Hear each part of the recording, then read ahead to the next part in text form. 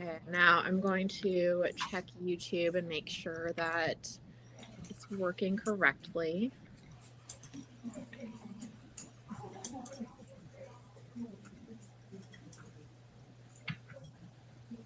Yo ho ho. Hello, everyone. Welcome to this month's Stitch and Bitch. And who all is here? Is anyone here? Is anyone here? Is anyone here? My post we are here for sure. Just sort of sank on the social media where I posted them. So like, I don't know if anyone's coming. At the very least, we have a full house on our end. Yeah, exactly. If nothing else, people can catch the recording.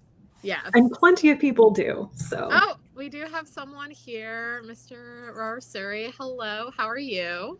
Hello. Hello.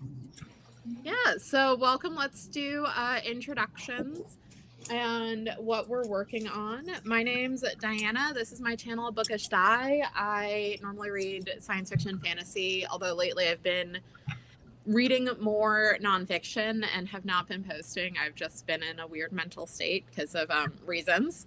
And I'm still working on the shawl, but it's getting there. I'm on the second to last shade of purple. Woo! Bree, do you want to go next? Hi, I'm Bree. I do still have a channel. It's Bree Reads Books, and I mostly read science fiction and fantasy. I just got done reading Emily Tesch's Some Desperate Glory, which I'm super excited to talk about. And I'm working on a knitted little baby sweater for my niece. Yeah, I'm hoping against hope to get 3 coordinating toddler sweaters done for Christmas so that we can take cute pictures of all of the babies. Oh, cute. That's some cute shit. Dare to dream, Bree. Dare to dream. Rhea? Yes, hello. I'm Rhea. My channel is The Bookfinch, where you can see me hosting quarterly Stitch and Bitches. And I'm still working on the bookmark, but the cool thing is that there's actually progress. You can, compared to when I started this, you can actually start to see that there's a thistle forming. Yeah. Nice. So this has kind of become my dedicated Stitch and Bitch craft now. Hopefully, not in not too distant future, it will be finished. And that would be a first, me finishing something. What? No, you finished things before. Yeah.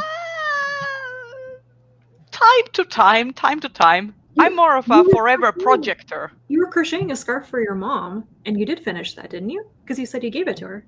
Yes, that is true. I remember. Yes, it ended up being a kind of Christmas present. It was supposed to be a Mother's Day present, but she got it in the end. So, you know. You did finish something. And that's what counts. But yes, that's me. Kelsey? I'm Kelsey. My channel is The Fancy Hat Lady Reads. I read mostly fantasy and science fiction, and I am not crafting today because it is the time of year when my entire small apartment is an explosion of holiday gift wrap, and I have no capacity for anything else. Rachel? My name is Rachel. My channel is Kalanati, and a lot like Rhea, you can pretty much just find my quarterly hosting of the Stitch and Bitch shows on my channel right now. I read a lot of science fiction, fantasy, and nonfiction, and recently just binging all the KJ Charles romance novels, as you do. As one does. As one does. I'm running out of them, so I need her to publish like 5 new books next year, please. Thank you. And my craft today is my fiber advent bag of the day, which I am spinning on my support spindle. So that's what I'm doing. We have our first kitty. Luke! Void boy! He looks so happy. He's just like, what? No, I didn't want to be perceived like this. He's like, Sunshine "Oh, is no." right here, but she is staring intently at a box of gift bows, and I don't know what's so thrilling about it. I wish she's she would look at plotting. me. She's plotting. He's They like, are enclosed within a clear container. She's gonna try though. She is gonna try. She is staring at them. There's probably a little elf inside that you just can't see. Cats can see there's a fairy. and stuff.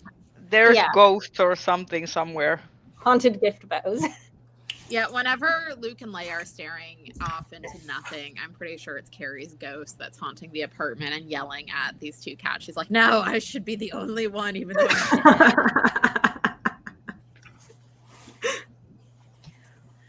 All right. So let's talk about books. I know Bree said that she had a book that she was really excited to talk about. So let's start with her. Okay, I'm late to the party, like super, super late on Some Desperate Glory. Because I'll admit, like from the summary, I didn't know if I was gonna like it. And then actually reading it, I was like, I think I love this book. It is exactly what I love in a book, which is like an examination of human nature and like what we look like under authoritarianism, and it's got some philosophy in there. And of course it's like in its own way both acknowledging like the dark of humanity but also the hopeful. And I loved it. I was really happy with it. It did let me a little bit down on the end, but I won't talk about that because of spoilers. I just had opinions on how it should have ended, and it didn't end the way I wanted it to in my brain. But Darn it when books very, do very that. pleased. Huh? Darn it when books do that. I know. But I really liked it. I've been listening to it on audio for maybe the last week and a half, and just finished it when I was at my grandparents' house, hanging out with them and cleaning endlessly. As one does. So it was like a perfect accompaniment to that. Yeah. I really liked that one as well. I was glad that it won the Hugo. Yeah, I think the characterization of Kier and like the different versions of her that you see throughout the novel as like someone who grew up in highly like regimented authoritarian society, and then somebody who grew up in kind of like a less so, and then like how she is when she's got the broader perspective is very interesting. And I also really loved that you don't just get her perspective, you kind of get this insight into her brother and her friend who are all living under that same authoritarianism, and how that kind of is internalized by people given like different circumstances and different like marginalizations and things like that, in very subtle ways. I really enjoyed it. Yeah, it made me, because I enjoyed but didn't like fully love Tasha's novellas. But I really liked Some Desperate Glory, and I'm really excited for her next novel. What I think is so interesting about her as a writer is that everything she's done, the novellas, and then Some Desperate Glory, and then what looks to be her next novels, they all seem so different from each other. Like she's got range, which makes me excited for whatever she does next. Because the thing that's coming out next year is like dark academia from point of view of a teacher as opposed to a student, right? Yep. And like very excited. Like I'm not normally a dark academia girly, but like I'm not normally a military science fiction girly either. So, she's an author that I will follow into subgenres I don't normally read to see how she does them. Yeah, that's a little bit like Silvia Moreno Garcia for me, where she just like has such this wide range of genres she writes in, and I appreciate that I'm always getting something different from her, that it's very much like not doing the same genre or the same type of story again and again.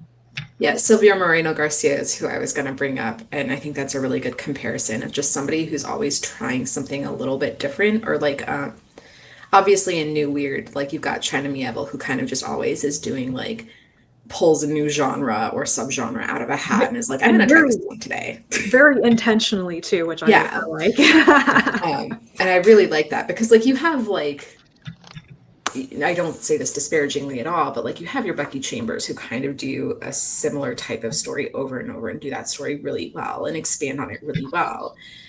But it's really refreshing to know that you're going to get something kind of different from somebody, and I really enjoy that. Have you been reading anything else? I just started a reread of ACOTAR because my boyfriend was like, everybody keeps talking about this and I don't know what it is. And I was like, I haven't read this in over a decade, but if you're going to read it, let's read it together because LOL. Like he's a Godspeed, deep horror friend. fiction dude and like real big into like fantasy, like grim dark fantasy. And I'm like, You know I want what? to go on this journey with you. You know, Brie, I want to hear updates on this journey. I would Tell- like to be a tell them fly to on the start- wall, listening to the commentary. Tell them to start a threads account or something that's just like updates on their experience on As someone who read it last year, Godspeed, friend. Godspeed. So here's the thing.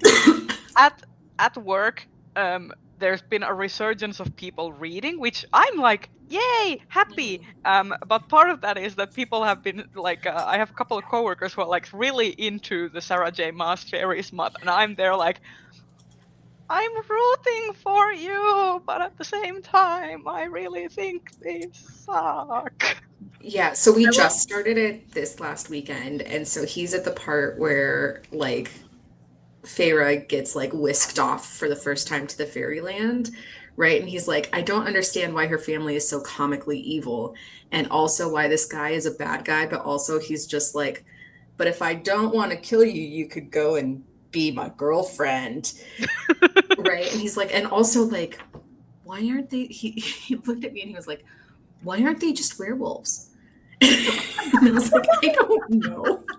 We don't know. None of us know. It's Yeah.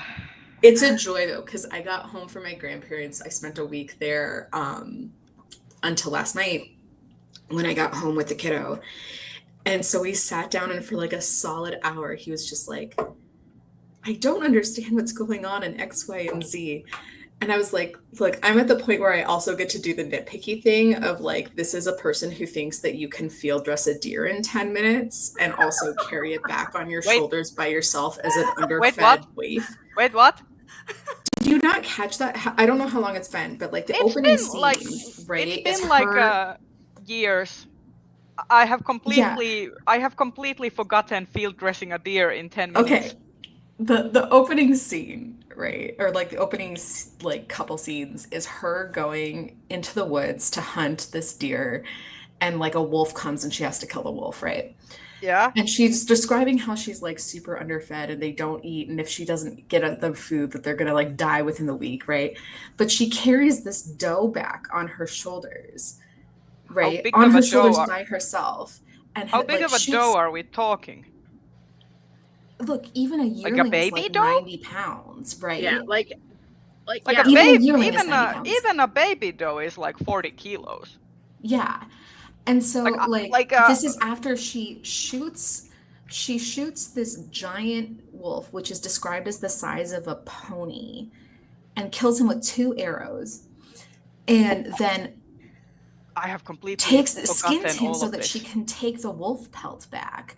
And she's carrying the deer and the wolf pelt on her back home, and is like, this will feed us for 2 weeks. And I'm like, that's a The shit ton wolf, of meat. the wolf pelt also is really friggin' heavy when it's not like dried and hung and like yeah, that's it's gotta like be like 20 30 pounds at kilos. least. Yeah. Yeah.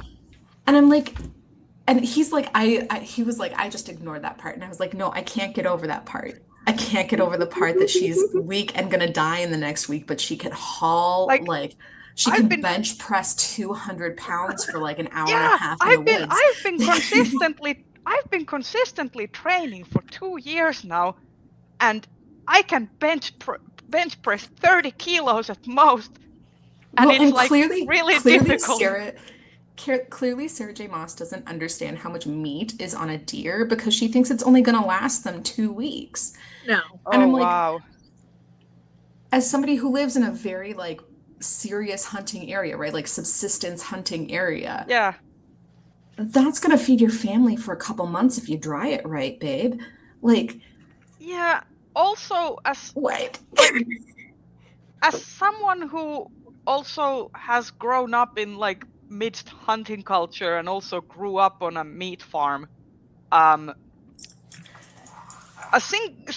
single animal can feed like multiple families for quite a while.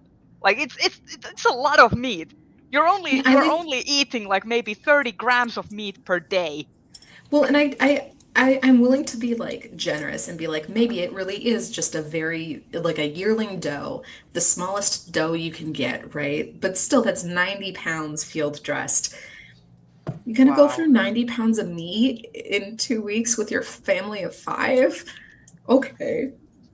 Like the only way I could see that lasting is if you're selling a good portion of it so you can have money so that you can buy other things. No, because a mercenary comes in and buys the wolf pelt for like the cost of a whole year's worth of pay.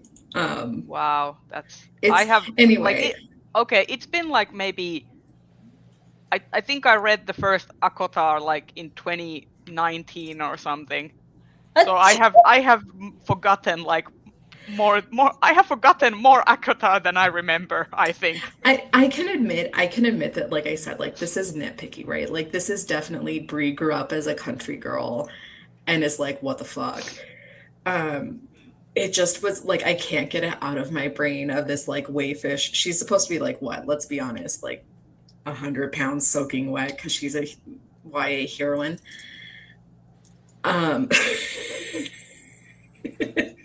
Yeah, I'm probably like 40 pounds of that is her like ass and tits. Yeah. Yeah. Anyway, not to, so that's how you I'm know, feeling shame, about but, that. like, It's that been is usually how it hilarious to goes. get to talk to him about it. Because like I said, he's big into like horror and grimdark fantasy, and he's just like, what is going on in this? What made Like, him want to read it in the first place? so I guess he's on some forum called Resetera like all the time. And a couple of folks on there had been talking about how like their girlfriends were really into it and they read it and it was not that bad. And he was like, well, I've been down on Sarah J. Maas because of what you said, Bree. And I'm like, so I figured I should give her a real try. If people are saying that they enjoy it, maybe I've just been an asshole because you're an asshole, right? Wow. And I'm like, go ahead. Go ahead. I am if you must have an known throughout our informed whole opinion. friend group for having the best book taste. Go ahead. I will say I'm lucky that my the work friend that I'm closest with, we have very similar reading tastes, and she also hates ACOTAR. So. Oh boy. Yeah, maybe I will start like a thread on Blue Sky for this because it's been real enjoyable. I've thought before about seeing if he would do like a sit down like video with me on some of the books we read together because we have such a good time reading together, but I don't know if I can convince him. It doesn't have to be visual. You can always put it on audio. Yes, this is true.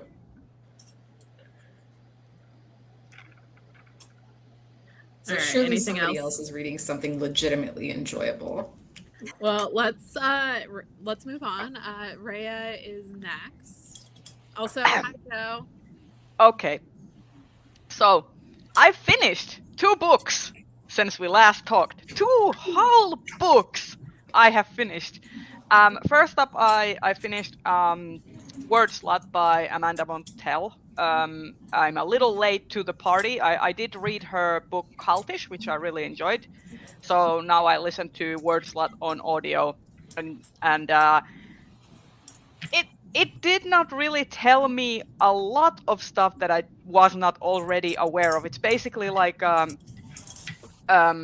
going over like English language and how needlessly gendered and needlessly patriarchal it is, and how diminishing it can be towards women, and how especially a lot of words that are used to describe feminine pursuits and like femininity and women tend to go through the what is called, I think, perjuration, or what was the term for it, but basically they gain negative connotations over time, where a lot of like words associated with masculinity gain positive connotations over time.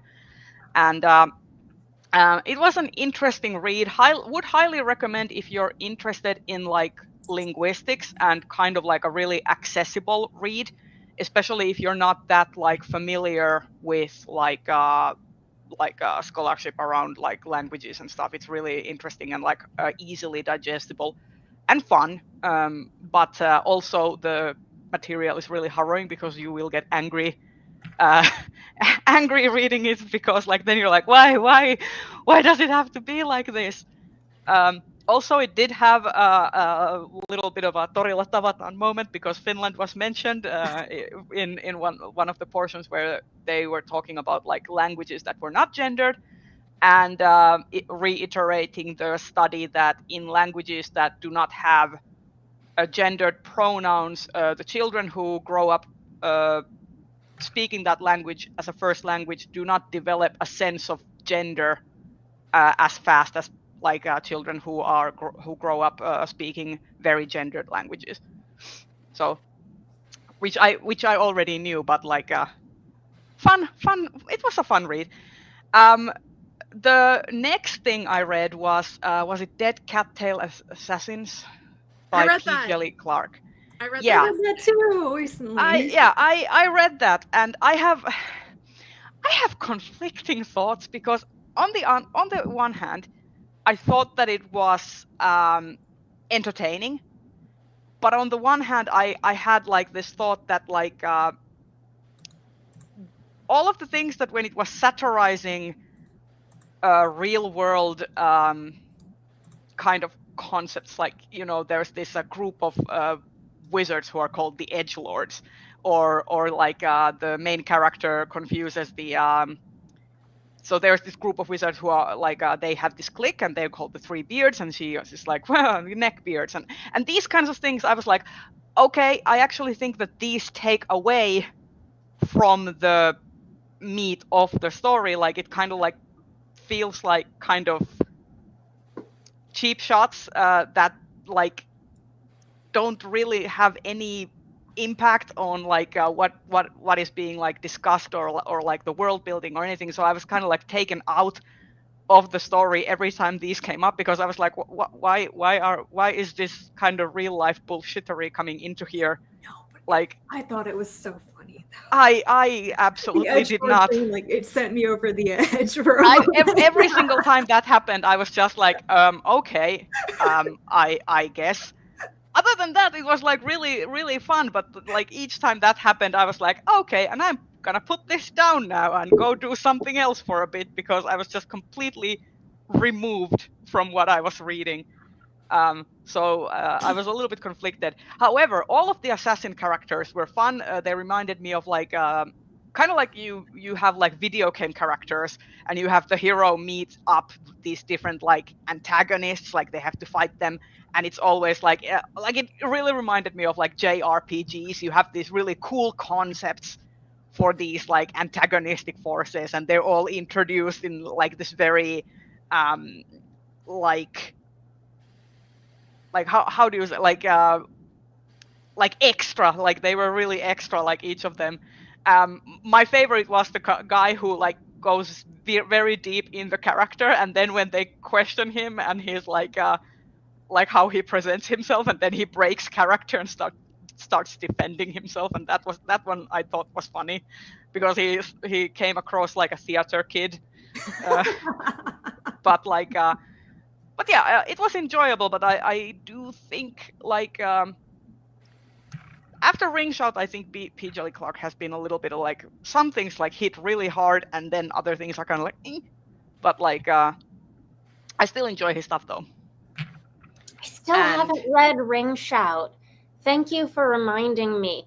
Because Ring Shout is probably my favorite of his I work. think Ring Shout is his strongest work. I remember I told you last month that I was in like a dark books mood.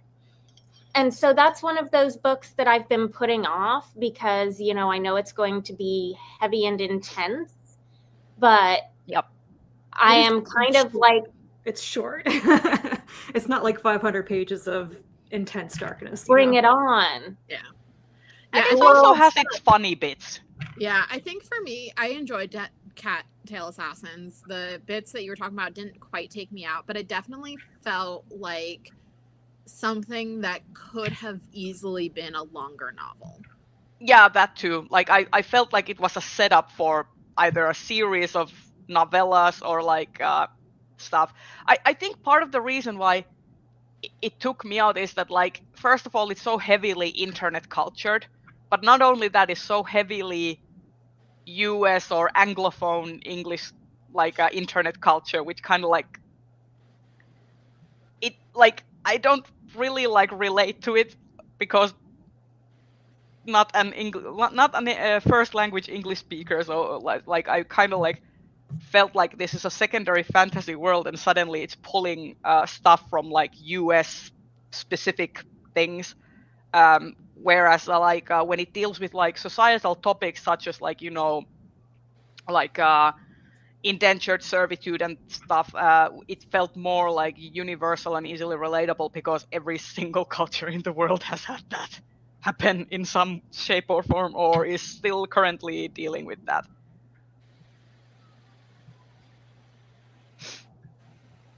Whereas on the other hand, the other really specific parts about it, which draw like from very specific culture, like for example the goddesses or the goddess that turns up in the end, I thought that was like really cool. But I don't know, it's just like maybe it's because I'm kind of chronically online that I don't necessarily want to be reminded of online culture when I'm reading books. It's like, oh no, not the thing I'm trying to escape from haunting me even when I'm in my reading. I think that's kind of interesting because when I read, I didn't really pick up on any of that stuff except for the edgelord thing, which I thought was kind of relatively subtle. Like you could pass over and be like, I know kind of what that means, but you wouldn't necessarily need to know the origin. I keyed in on it immediately. I was like, nope. See, this is where I'm thinking I might not be online enough to get the references and they would just go over my head. So to be honest, the only way that I know about edgelords is that the concept of it once came up in an essay video I was watching on YouTube, and it was like a tangential thing, and I was like, that's the only time I've ever really heard it used. I think for me it's most like because I've been neck deep in like the online gaming communities, and Yeah, also another thing is that like I unfortunately have had the displeasure of knowing several people who have been frequent posters on places like 4chan and Something Awful. So So you've known edgelords. yes, I think I still know a few, and I try to steer clear. Sorry. Other than that, I have been enjoying a couple of webtoons. So there is this one fun one that I started reading. It just came back for second season, which is basically I Can See Your Stats.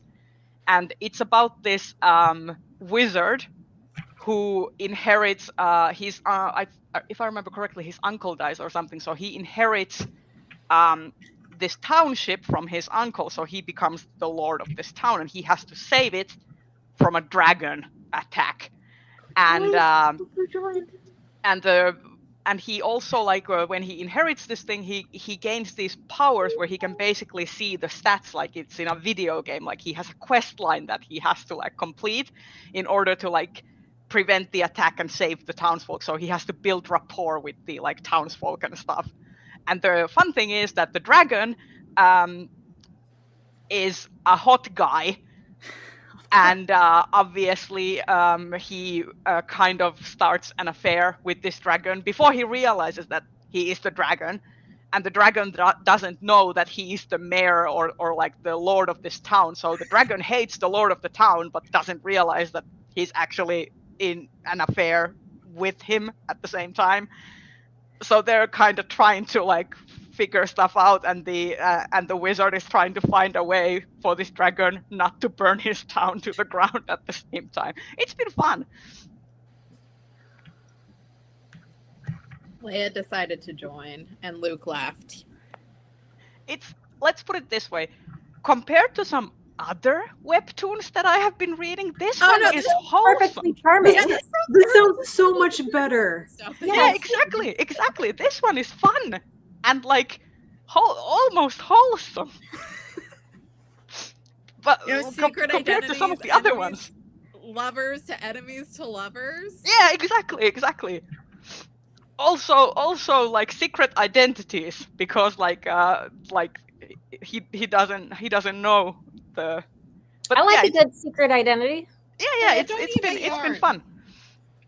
And and then I've been continuing Remarried Empress, which is escalating really bad. Like all of the shit is hitting the wall right now in Remarried Empress. Like all of the chickens have come to roost. All the plot threads are like unraveling, and it's like really exciting right now. Like everyone is getting their comeuppance. Like all of the political shenanigans are happening. I'm like, oh no, who's gonna survive this?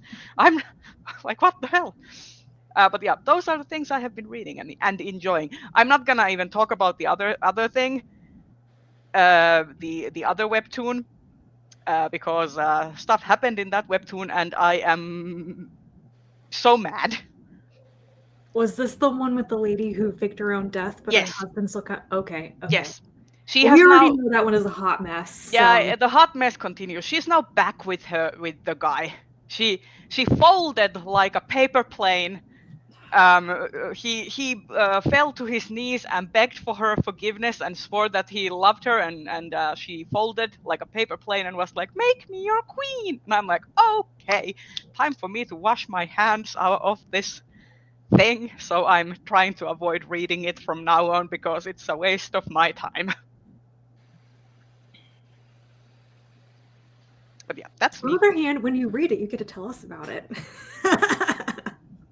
Okay, let's put it this way. Maybe I will let a few chapters come out, but I'm not going to read it week to week anymore, because it's like we already know where it's going. It's Yeah. not going anywhere good.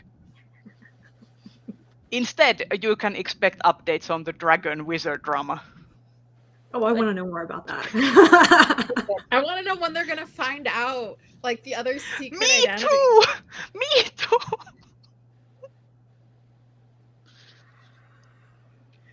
Anything else, Raya? Nope, that was it for me. All right, Kelsey. Me. Okay. Goodreads. Tell me, what order did I read things in? Okay. So, I buddy read a book with Joe. We read The Fox's Tower and Other Tales by Yoon-Ha Lee, which is flash fiction. Most of it like very exceedingly whimsical, slightly twee fantasy. This felt like it really should have been my thing. But it was a little underwhelming to me for a couple reasons. One of which being that a bunch of the stories were repetitive after a while, and when they're so short and there's so little actual like plot in them, if you're just sort of bringing out the same moral of the story with 5 different hats on, I got tired of it. And then I was like really excited it was an illustrated book, except I realized that there was no illustrator credited, and this is old enough that it's not AI, thank goodness, but it is all stock image art. So, and it has like very little to do with any of the stories because they're very wildly whimsical fantasy stories. And so these are all like very mundane nature, landscape, animal images, which isn't really the vibe of the story collection. Like if it were really a choice that it was leaning into like the natural world throughout these stories and there seemed to be a thematic reason for it, I would get behind it, but it seemed like they were just going for the closest they could get with stock images, and obviously there was nothing that really matches any of the fantasy worlds described in the book. Like this one was at the end of a story about a mermaid that like kills a sailor for his teeth, and this is just fish. So I was disappointed. Like obviously if the publisher didn't have the budget to hire an illustrator, then you don't have the budget to hire an illustrator, and like thank goodness at least it's not AI, right? But for some reason I thought that was originally like independently published or it something. was, yes. Okay. It was. I don't know if that edition had the art or not. Yeah, and I find that disappointing. Like I happen to really love that. I do not like flash fiction. I really like that collection, but I didn't realize. I think individually, I would have really, really loved most of these stories, but in aggregate, they got too repetitive for me. And I do think that like original fantasy art could have elevated this to a 4-star rating, but for me, this was a 3.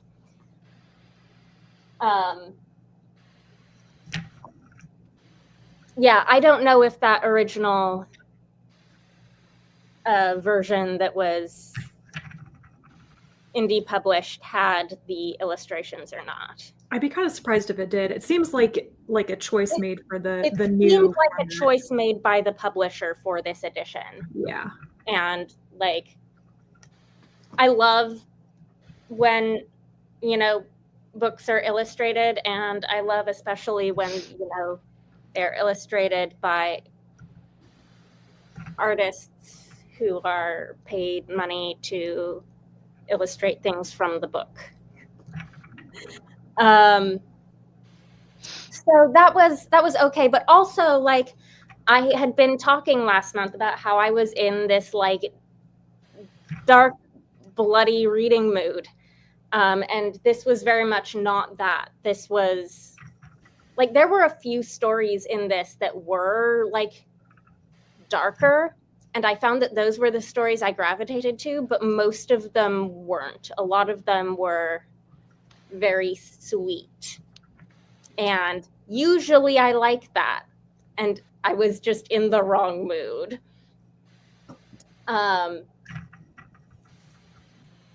Then I was running away earlier looking for my copy of this because I like to hold things up to the camera, but I don't know where I put it. I did read The Transitive Properties of Cheese by What do you think of it? I still need to read it. It's sitting on my Kindle. I liked it. I thought there was a chance it would be like a runaway 5-star read for me, and it was not. I think like if it had leaned, like it was okay.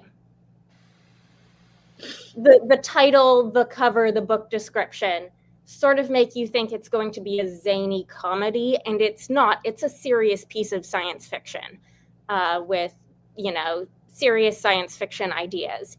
I think if it had been all that and then also leaned a little more into some like comedy, like that might have pushed it over the edge for me. I really enjoyed it. I appreciated it. There's a a lot of world building that has to happen in a very short amount of space, involving these, copies of people. Many of the characters in the book are all like digital copies of the same original person made at different points in their life. And so it touches on transgender issues. It touches on like legal personhood. It touches on,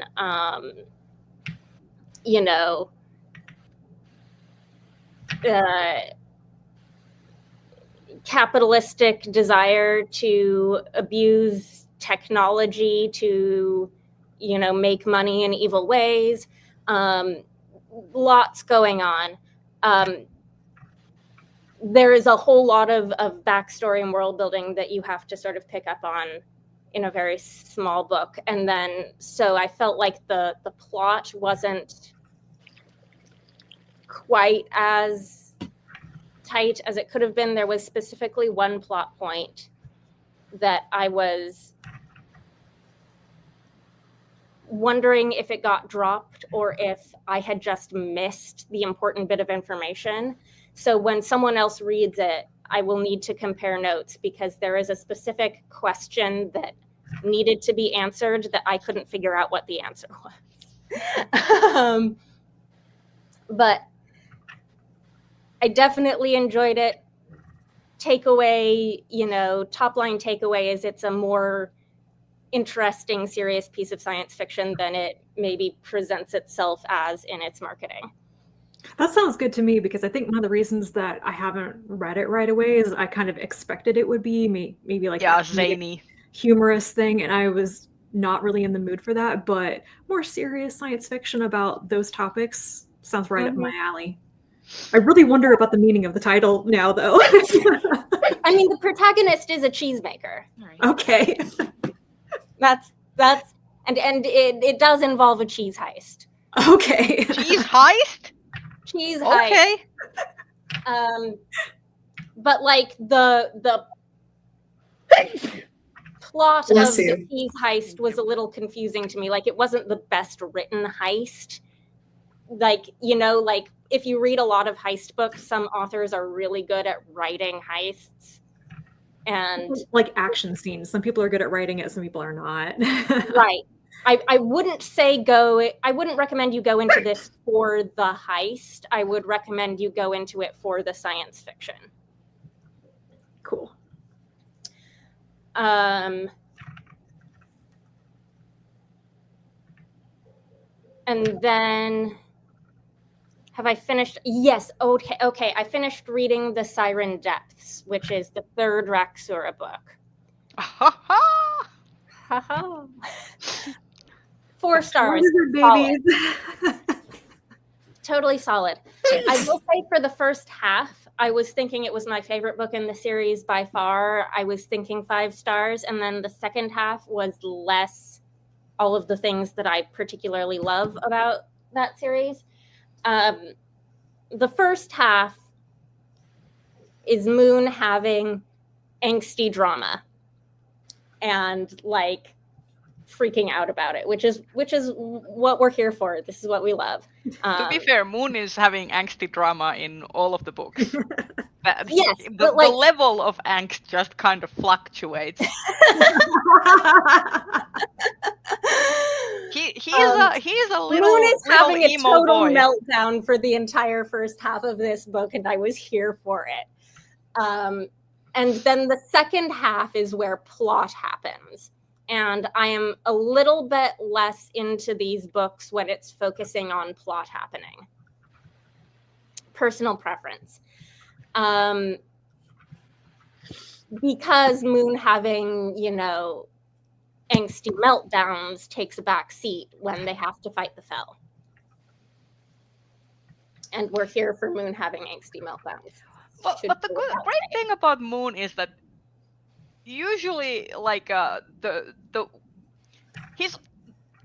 the way that he has the meltdowns is usually like at the same time he's always wallowing about I'm not accepted anywhere and I'm a loner, or I When came in from fact, nothing. everyone in this book wants Moon. Yeah, basically everyone is And thirsty he's like, for if you him. don't want me, I'm going to run away and never return. Yeah. Actually, I think Moon is a dark romantasy heroine in a way. Is. If you think about it, he is exactly, everybody wants him. Everyone is thirsty for his nuts, and he just like can't fathom. He's like the Bella Swan of I'm not pretty, and then in every page people are describing his glistening abs and the way he's like the best at concert ever to walk the earth, and he's like, oh no, like Also, he's like genuinely special and one of a kind and Exactly. mysterious and everything. Exactly. He's a romantasy heroine. This I is love so funny. Okay. So, He's the best. But like I think I enjoy the actual like action plot of this less than like whatever's going on with Moon's family drama. Moon's family drama is what I'm here for. Here's the thing. Now that you've reached the point, I do think, yeah, this is the book where we meet Moon's mother. Yes. Yes. And she's the best. She's the best out of all the queens in the entire series. I love her the most. She's like such a badass. Like every single time she's on page, I'm like, yes, you can step on me. I don't care. Like, and you're like lovely. also in books 1 and 2, I did love Stone, but this is the book where I think Stone reaches like peaker Stone than he has been in the first two books. Stone is amazing.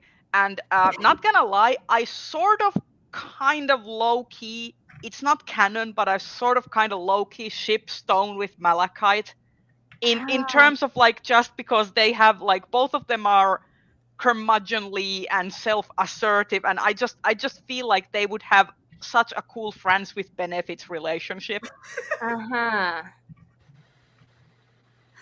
It wouldn't happen because they're from different colonies.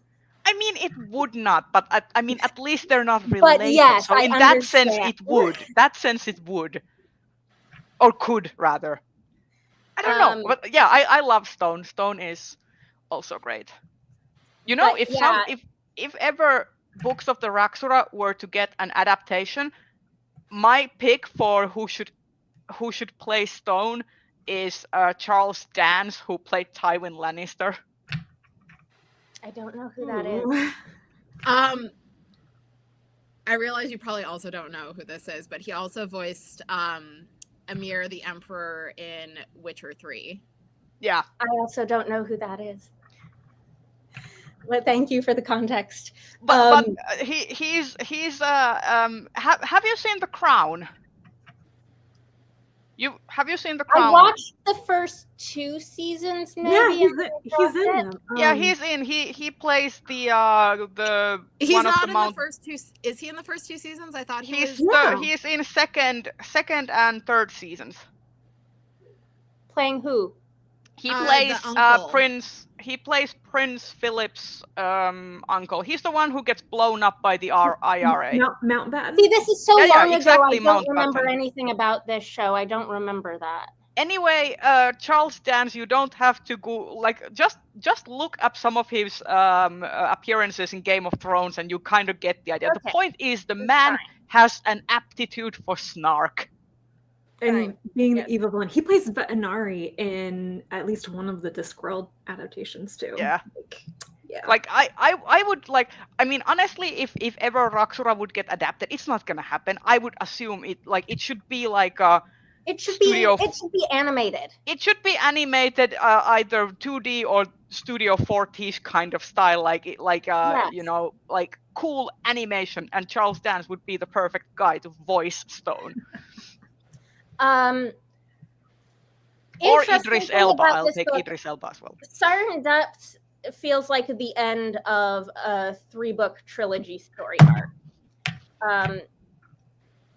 The end, like, I was not particularly into the,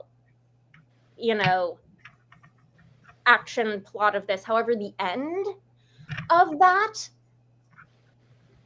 for anyone who has read both books, I am not imagining that there is a thing about the end of this book that is strongly reminiscent of the beginning of Witch King, but like from a swapped perspective. Yes. Yes. So I love that I'm starting to, have read enough Martha Wells that you can start to see those connections between books.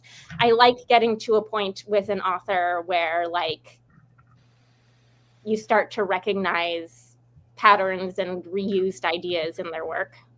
And I would say that specifically the last books, the last story arc of the Raksura books is where I draw the parallel of, like, okay, Raksura books walked so Witch King could run. Like, it's right, like, because Witch King's take on that setup is much more interesting than the take on the setup that we get in the Siren Depths. Like, clearly she thought about that and rattled it around, and it came out more interesting the second time. Yeah, so those are my thoughts on Raksura Book 3. That's all I've read. What I'm currently reading now, we discussed last time my end of year TBR for finishing my Magic Creatures reading challenge. So what I am reading Dark Lord of Durkholm again for the Griffins, for the hybrid creatures. Except I'm listening to it on audio this time, so I'm getting through it faster. I still haven't gotten to the point where I DNF'd it in 2021, but I'm like more than a third of the way in, and it's going decently quickly. So I have high hopes I will actually get to the end of it this time in like a timely manner and finish my other 2 books. What I didn't have was I wasn't sure what I was reading for fire creatures. And then someone reminded me that I have the Stardust Thief, which has Jinn in it. I am only a chapter and a half into this. I am not sure, like, the extent to which the Jinn are fire creatures in this specifically, because, like, the bit of mythology that you get in the the prologue or whatever, explains that, the Jinn were made of fire, and then the humans were made of earth, and that's why the Jinn have magic. I don't know if fire is going to come up again, and can anyone tell me, like, is the fire aspect going to come up again? I don't know. I haven't read that one. Okay. Anyways, I know that I can count this for the challenge. No one is going to stop me, right? I can do my own thing. It counts. Technically, it counts. I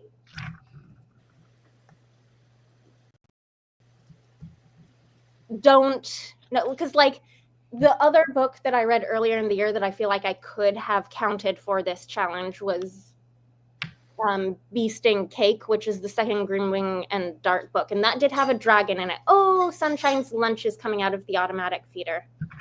That one had a dragon in it, but it only breathed fire like once right at the end of the book. Up until that point, it was just telling riddles. And so I was like, this is not enough fire to, like, count this for this challenge. So why not? Like, it's how not much enough fire. It only did fire once in the entire book. But it did fire. Anyways, so I'm like, is this going to be the exact same problem where I'm not going to feel great about counting it because fire was only mentioned once at the beginning of the book? And then I need to read Within the Sanctuary of Wings, which I've been promised has ice dragons in it. So that's going to be my Ice Snow Winter. But Kelsey, don't you get to make that decision? I do. That's the thing where I'm saying, like, even if this is the only time fire is mentioned in the book. I can still count it. I'm aware of that. It's just I already had one like that. Have you read The Golem and the Genie? Yes. Read it many years ago. Yeah, that one has. Sorry, you were talking about Jin, and that's Yeah. the one that popped to mind for me. Yeah. Read it many years ago. Haven't read the sequel because it's been way too long, and I honestly didn't like it enough to reread it. But yeah, I did read that back when it came out and whenever. I'm trying to remember. Maybe Spicegate. It's a YA Look, novel. I'm not acquiring more books for this challenge. Like, it's too soon before I travel for the holidays to put holds on things for the library. I'm not buying new books for this challenge. I'm using things that are on my shelves. All right. It's like if it were a month or two ago, I would consider sourcing books from elsewhere. We're not. So we're about halfway through, and we still have Rachel and I to go through for reading, and we still haven't talked about media. So are you all right with moving on? Yes, it's been a lot of books. I've been reading a lot. It's been wonderful. All right, Rachel. I have also been reading a lot. I have over like a dozen things I could talk about, so let's just cherry pick a few things. What I'm currently reading first, because I'm trying to motivate myself to get these done pretty quickly. I'm reading Like Thunder by Nnedi Okorafor. This is the second book in the Desert Magician's duology, and the first book is Shadow Speaker, which is like an updated version of a much older novel from Okorafor. It's okay so far. I buddy read the first book with a friend, and we both had issues with it, and I'm finding that the second book, which is written much more recently, like a year or two ago, is also, I don't know, I think it's some of the weaker stuff I've read by Okorafor, but I'm barely anyways into it. I'm also almost done with Inciting Joy by Ross Gay. This is one of his more recent essay collections. He is a poet and an essayist, and he has written a lot of stuff that focuses on joy and gratitude, like the Book of Delights. So that's why I picked up this one a couple years ago, because I super loved the Book of Delights, and I've quite enjoyed this, though I think it's a bit interesting that a lot of the essays in this don't seem really that obviously related to his whole thesis of inciting joy, but it's still entertaining to read and thought-provoking.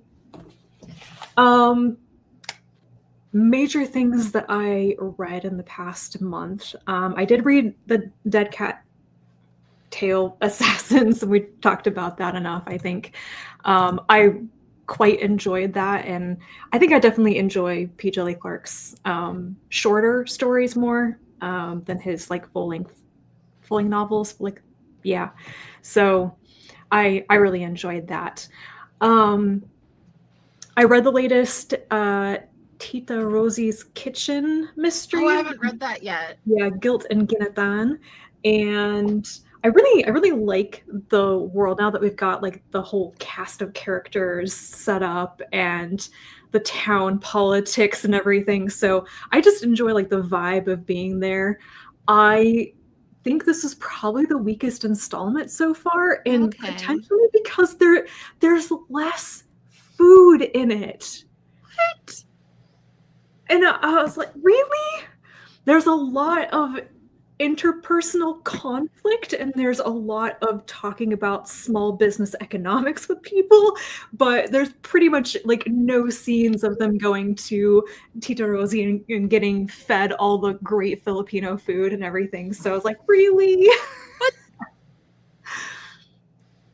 That feels like a betrayal of the premise. There is mentions of Ginataan, that is the food theme of this one, but not as much as in the previous books. So I liked it, and I really hope that the next book does a bit more to wrap up the interpersonal drama side of things.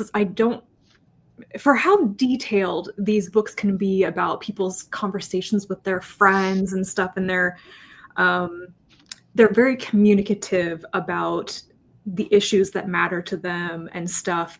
There was a lot skipped over at the end of this book to wrap up the resolution. I was like, I feel like we missed a couple of scenes where people talked out their problems. Like, you told me it happened, but we didn't get to see it.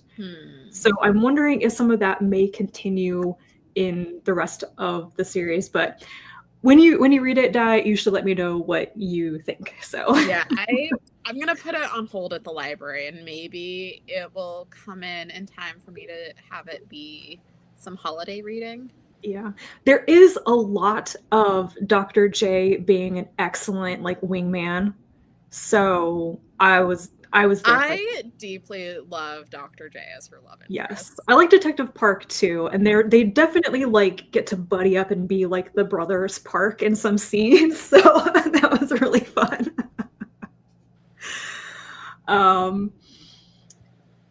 So there was that. Have you read the Caribbean Kitchen Mysteries? Who is that by? Raquel V. Reyes. Like, it's much more propaganda-y. Yeah. But the food is excellent. Okay. One of the things that I do like about the Tita Rosie's Kitchen series is that it is really different in the way that it portrays like a relationship with the local police and the local news as well. Like, it's yeah, I would say this one is much more traditional cozy mystery in its relationship between the cops and the main character. So yeah. But the food is excellent. The food is great. It's the main character, she's a food anthropologist, and her husband have to move back to Miami, and they're in a like rich enclave where his family's from, because I'm trying to remember, I think she's either Cuban or I think she's Dominican. And her husband is white, and so you're also dealing with like her mother-in-law being a racist piece of shit. Oh. But she like has community in like the Latino television network where she like does a cooking show. I'll have to check that out. Yeah, it does sound like it could be a good time. Yeah, like I said, it's much more like traditional cozy mystery in that it's not really interrogating like the cops and systems of power or everything, but like, you know, it's not terrible. I mean, cozy mysteries, what I really want is to have a good time, and if there are just really great descriptions of food, that's a bonus. Yeah, the food in this one is excellent. Like, it talks a lot about like different Caribbean food traditions. All right, I'll have to add that to the list. I did continue with some other kind of cozy mystery series as well. I haven't talked about these in a while, but I was reading the Hat Shop Mysteries. I think I talked about this more last year, and I took a break from the series because some of the like gender dynamics in it, like it's got a very strong romance plot line going throughout it, with the main character being interested in this guy, and they're obviously like gonna get married and everything. So I had to take a break from it because I was a little bit tired of the main character being like, well, I like the tall, dark, strong type who doesn't talk about his emotions. And I'm like, yeah, just stick to solving mysteries when the police don't want you to. But I did finally get back to it. I only have two books left in the series to catch up, so I read one of them, Buried to the Brim, which mostly focuses on this really cute dog show, like for charity dog show where a corgi is competing, but somebody is out to get the corgi, and you know, like in Cowboy Bebop. It's all based around a hat shop. The corgi is wearing a series of very cute custom hats. Okay. About what I'd expect from a cozy mystery. And there's a lot of mentions of his adorable heart-shaped bum. So it's for the corgi lovers.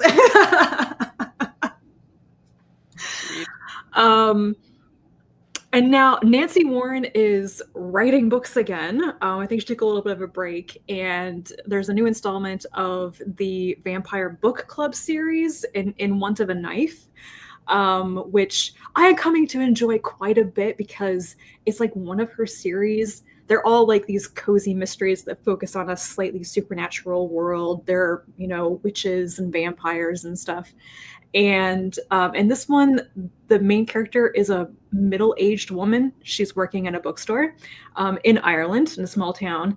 And she does not actually have a romance storyline. There is a guy in the story that could be, but they're really like being positioned as just good friends who are in cahoots together. And I really enjoy that. So I finished this morning, actually, in Want of a Knife, and I liked it because it got back to some of the characters, but it wasn't the strongest mystery. It was more like, okay, so the entire plot line of this one is Jane Austen is actually a vampire, and she shows up in this little Irish village because one of the locals who made it big in Hollywood has come back, and he plans on making an investor cash cow film, which is actually a porno version of Pride and Prejudice. And Jane Austen shows up specifically to be like, you are not doing this to my legacy. And she makes all the other characters try to stop this guy. This sounds bananas in the best way. That's kind of amazing. I'm pretty sure that content already exists somewhere. Almost Probably. certainly. Probably several different kinds of iterations. Probably. Anyway, also there are leprechauns running the recently reopened bakery, and everyone's very suspicious of them. And so, yeah. But they might film part of the porno in the bakery with the leprechauns. So, So is the porno happening? They want to get it happening, but mainly because they want to make money off of it, not because they care about like the movie or Jane Austen. Interesting. Why I don't is need Jane them to Austen be a interested in the vampire? movie or Jane Austen for this to be phenomenal. But why is Jane Austen a vampire? They Why do wouldn't she not be a answer vampire? that, but given that she has apparently moved to Ballydehague in Ireland and is staying in the local castle with the vampire lord, we may see her again. There's a book that I read like more than a decade ago. It was like Jane Bites Back, and the entire premise was that Jane Austen got turned into a vampire by Lord Byron. Oh my god. And is now running a little bookshop in Maine and is like still trying to write, but like nothing has sold, and she's like seeing all this acclaim that she's getting, but because she's been dead for 200 years, she can't get any money. It was like not a great book, but it was like fun. And Charlotte Bronte is also a vampire. Oh, wow. Wow.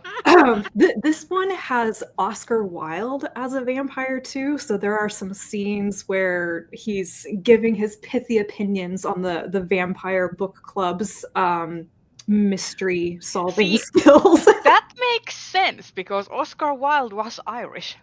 So it makes Okay. sense why he would turn up in an Irish random village. Yeah. So that was it for the cozy mysteries, and I did finish the second half of the Carpet Merchant of Constantinia graphic novel. It's by Raymana Yee. It's one I talked about last live show, which was about the carpet merchant who got turned into a vampire, and he had to leave his wife, but eventually he came back in the form of like the shape-shifting cat and saw her through her last years, and then she dies. And the second half of the story is years after that, when he is in England still selling his carpets, and the vampire who turned him shows up asking for his help. It's a very good story, and I like fundamentally it's about a good person who has something horrible happen to him, and he continues to be a good person, and I liked it a lot. So, and he's like absolutely devastatingly in love with his wife, which you can't go wrong with that. And there are other things, but the last thing I'll talk about, because it's just like super nerdy and I want to talk about it, I read a big chonkin book. This is Weavers, Scribes, and Kings by Amanda H. Podany, and it is a massive historical work on what we know about like 3,000 or 4,000 years of history in the ancient Near East, like basically Mesopotamia. And the whole thing is she goes through the history of the various kingdoms and the famous cities like Ur, Uruk, things like that, the Neo-Assyrian Empire and stuff. But she focuses on real people that we know their names from cuneiform tablets. So she's telling the history through what we know about actual people from thousands of years ago. And I love this. I picked it up because I originally thought it was going to be more about weaving. It was mentioned in one of the textiles panels at Worldcon this year. I don't remember how it came up. So it's not actually about textiles, though. The like wool weaving industry was apparently the thing that Mesopotamia was known for at the time.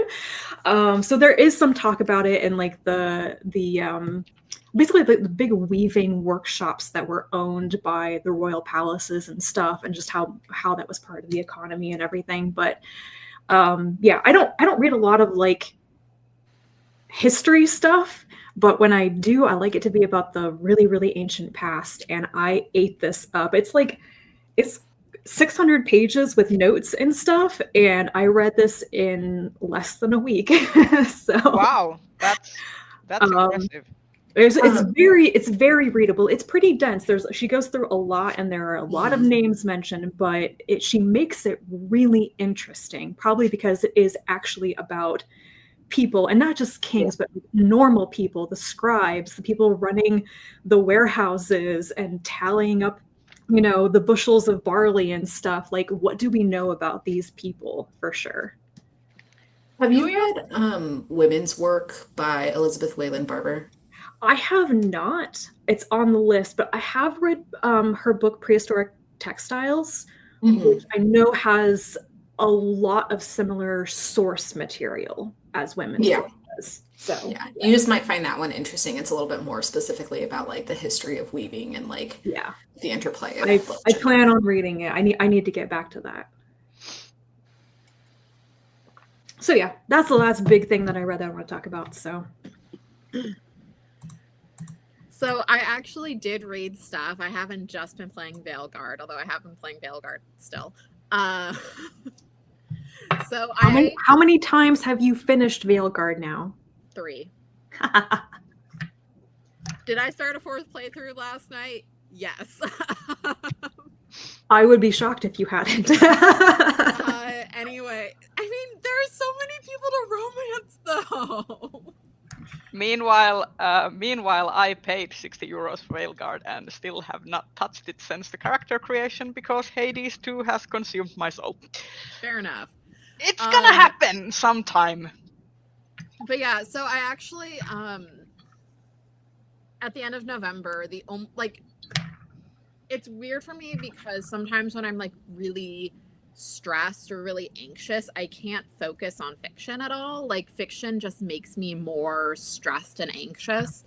And so when I was visiting my grandparents for Thanksgiving, I listened to a bunch of nonfiction instead. I ended up listening to 4 nonfiction books to finish out November, and they're all fairly solid. So I listened to The Quiet Damage by Jessalyn Cook. This is a book about QAnon and kind of how it's destroyed families across the country. So she looks at 5 people in particular who come from like different areas of American life. So you have this progressive lawyer in Tennessee whose husband died by suicide, and how she kind of fell into QAnon after all of her kids left for college. You have a Bernie Krat. You have this older woman who had like a medical misdiagnosis, and it led her into the health and wellness area, which then led her into QAnon.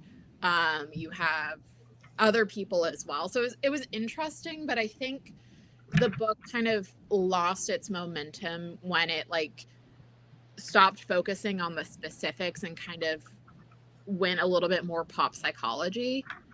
And I also think that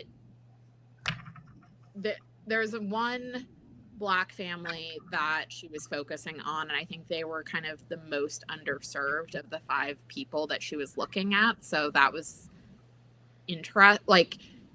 not interesting, but it was very jarring to like see how it felt, how there wasn't quite as much like narrative conclusion to that storyline compared to everyone else. I listened to The Devil's Element, Phosphorus in a World Out of Balance by Dan Egan, which is very interesting. So it's all about phosphorus and its use throughout history and how its overuse now is leading to those toxic algae blooms that you keep hearing about. So it's like, don't let your pets in the lake. There's an algae bloom, they'll die. Type of thing. That's interesting. I thought that was from nitrogen. Phosphorus. Oh. What's the name of this book again?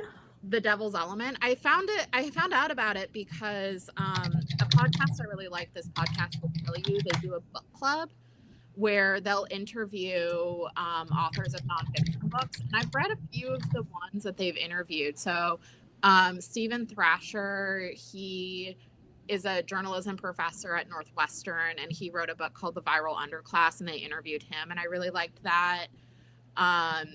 A book about periods, that was really interesting. That was a little bit more on the academic side.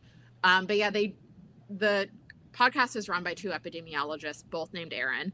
And they do, overall, I really love their podcast. They do a really good job of like talking about different diseases or medical conditions, and giving you the history, what's going on now, kind of the medical background of it. Their series on COVID during the height of the pandemic was like very soothing to me because they would like, again, reach out to experts and talk to them. Okay, like what's the socioeconomic aspect of COVID? What's going on with vaccines? So I also recommend that podcast in general. Oh yeah, so the podcast is This Podcast Will Kill You. So that was interesting. I also read The Poison Squad by Deborah Bloom, which is all about the events and circumstances that led to the Clean Food and Drug Act. So if you're terrified about RFK becoming HHS secretary, don't read this because it'll make you more terrified. Very knowing about my existential fear that I've been spewing all over chats everywhere. I don't want to think about it right now. I don't even anxiety. in the Mean Girls, I don't even go here and get still anxious. Anyway, so yeah, like I said, don't read it if you're already having some existential crisis. And then the last nonfiction book I read was Cobalt Red, which is by Siddharth Kara. This is about cobalt mining in the Congo. This was recommended as kind of like a starting point for folks who want to know more about what's happening in the DRC and to learn more about the cobalt supply chain. So it's good. It is very dark. And it was interesting for me because I read King Leopold's Ghost years and years ago, and just kind of seeing the through lines from that to the current exploitation of the DRC. Butcher Leopold. And then I'm taking it slow because again, it is also very dark, which seems to be a theme for my nonfiction. Is Everyone Who Is Gone Is Here. It's by Jonathan Blitzer. It's about the history of Central America and U.S. intervention in Central America and how that's led to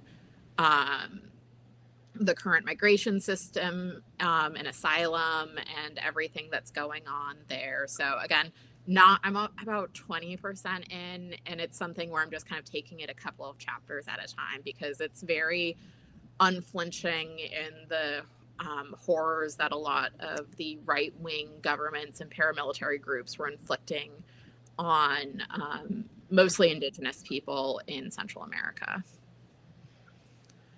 And then the two actual fiction things that I've read this month, because my brain can now process fiction again. So we talked about Dead Cattail Assassins.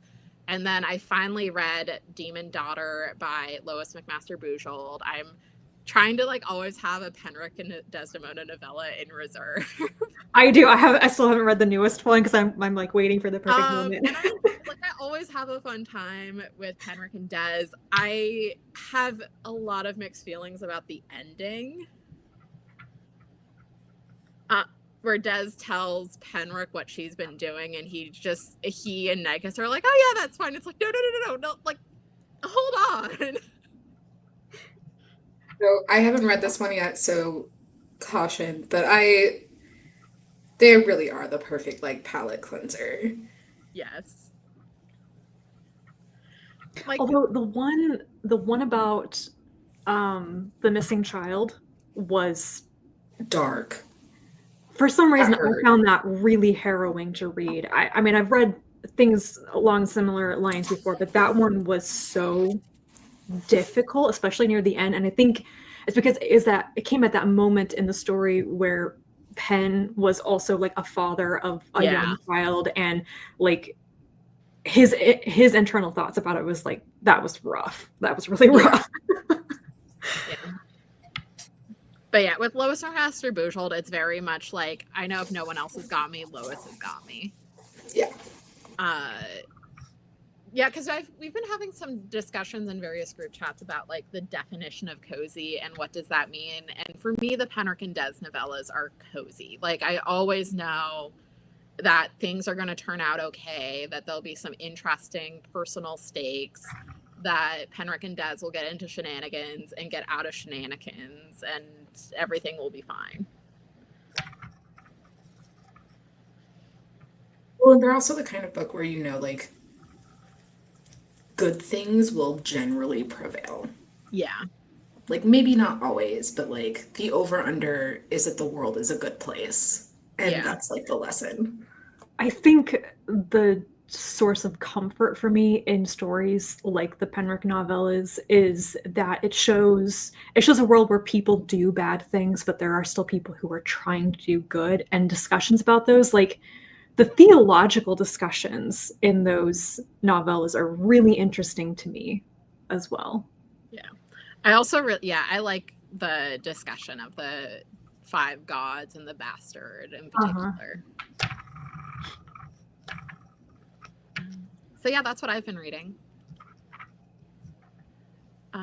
So do we want to just kind of do quick media discussion before maybe talking about what overall our thoughts are about 2024, what we're looking forward to for 2025? Yeah, I have a couple things. Yeah, I will just say, for media, it's still Veilguard hours in this apartment. I have nothing new to add from last month. I'm still enjoying it. I have specific quibbles, but overall, I like the game. And people complaining about Lucanus's romance not being spicy or like not fitting in his whole like Latin lover thing, fight me. I will protect my short demisexual king. So first of all, I finished season 2 of Arcane, and after finishing season 2 of Arcane, I immediately went back and rewatched season 2 of Arcane. No spoilers. I still have 4 episodes to go. Yeah. And I'm not gonna spoil anything. Let's just put it this way, that I have been neck deep in a hyperfixation of fan art and reels and fan edits and videos, and there is a certain ship that kind of sort of took off, and it's also making a lot of men angry in the internet. Wait, is it the one with Victor? Yes. Oh, okay. People are like, can't 2 men just be like friends and brothers. Why does everything have to be gay? And I'm like, dude, not to spoil anything, but the stuff that happens, like I'm just saying it. It's like if you were to replace Victor with a female character, none of these people would be saying that it's platonic. Okay, none of them. I still have the last episode left, but I'm like really impressed with the amount of world building that they've been able to do in 2 seasons.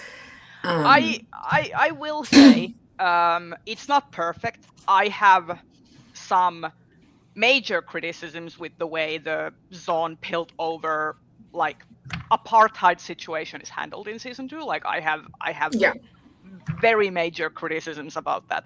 However, in terms of like the core like relationships between Vi and Jinx, Vi and Kate, well, for the most part, Vi and Caitlyn, and also Victor and Jace, I think those were handled in an interesting way, even though some of them did not go in the direction that I necessarily was anticipating them to go. I will say that the second season is very flawed, especially after season 1 was so strong in so many aspects. So I understand like people have been kind of like have a lot of mixed feelings about Arcane season 2, but for me overall I really enjoyed it, and I kind of maybe in the new year I'm gonna do a rewatch of the entire like first and second season back to back. We rewatched the first season before we watched the second season. Me too. I also rewatched the first season, but it's still kind of like, because like it's like when you weren't and you hadn't seen the second season yet, so it's kind of like a different thing. Now I kind of want to watch the whole thing again to kind of, because now I have all the knowledge and all the context. But artistically, oh my god, like it's so beautiful. Like Fortiche, like this is what happens when you don't make your animators do crunch and you actually pay them well. It is like, and I'm surprised that it's like Riot Games, who is like notorious for worker exploitation, is actually executive producing this, and I'm like, what? But for me, one of the things that I really loved about it, aside, like I love the characters. I think the characters are really actually the strength of the story. Is what's her name? The mom. Ambessa? Ambessa, yeah.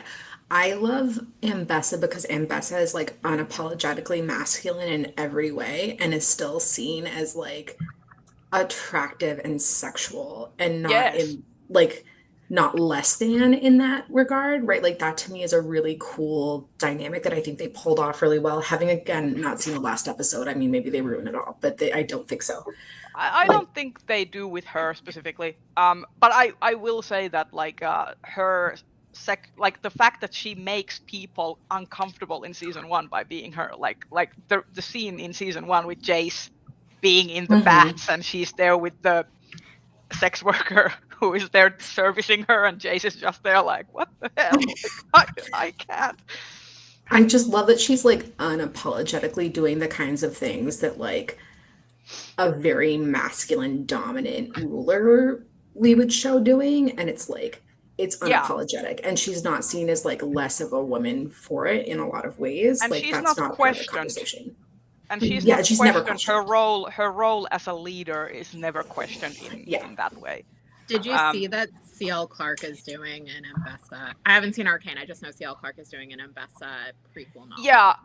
So Ambessa is being brought to League of Legends as a champion. She already is like a champion in League of Legends, and they are public. Like Riot has commissioned a tie-in novel to expand on Ambessa's lore as well. So Riot really loves Ambessa.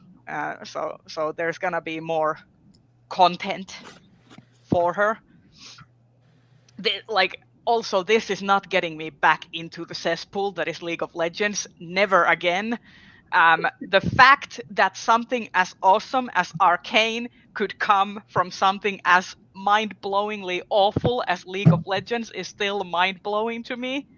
But like I'm still excited about all of the like series, like because they kind of tease that the next kind of spin-off. So the Piltover Zone storyline is done after these 2 seasons, but they're teasing that the next one is most likely going to be Noxus.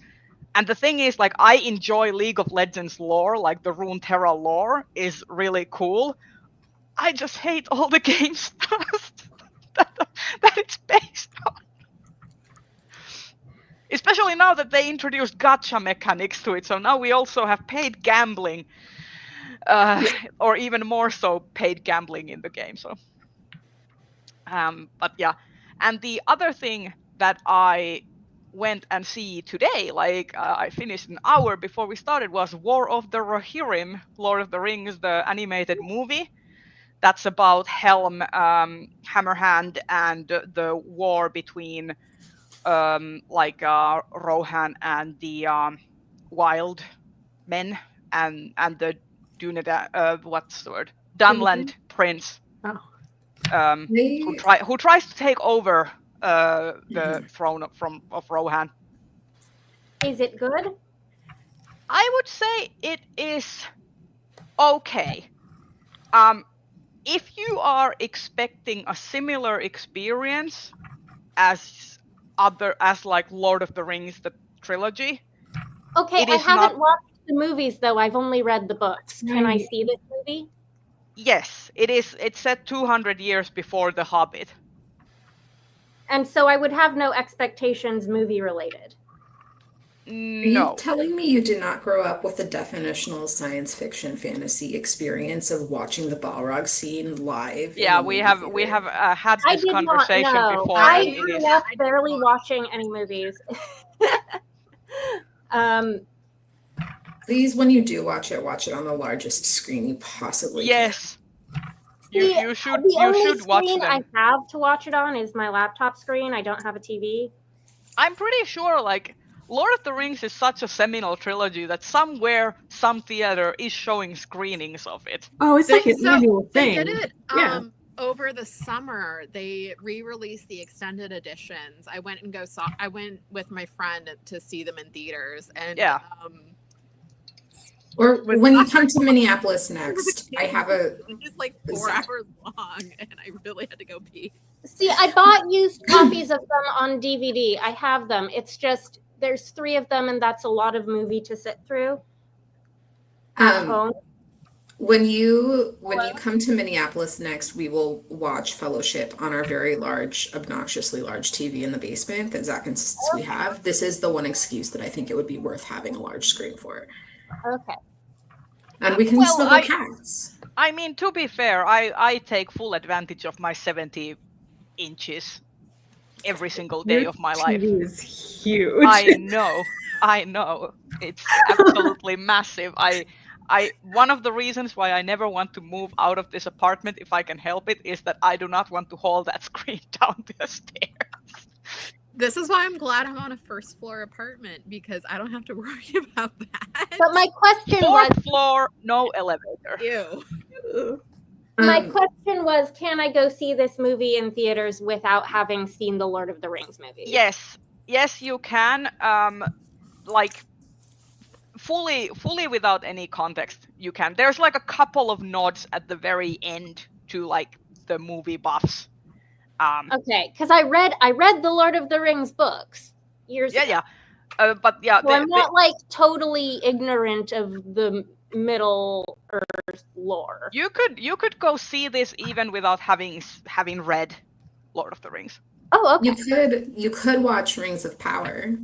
Yeah, it's like but yeah, I could, except I don't have Amazon Prime, and I will say this is completely removed from Rings of Power as well, because like artistically it is more closely aligned with the original like Lord of the Rings trilogy, mostly because it's like Philippa Boyens and Fran Walsh are like, and Peter Jackson are all directly involved as executive producers and producers, and I think Fran Walsh actually, or was it Philippa Boyens who was actually screenwriting some of this?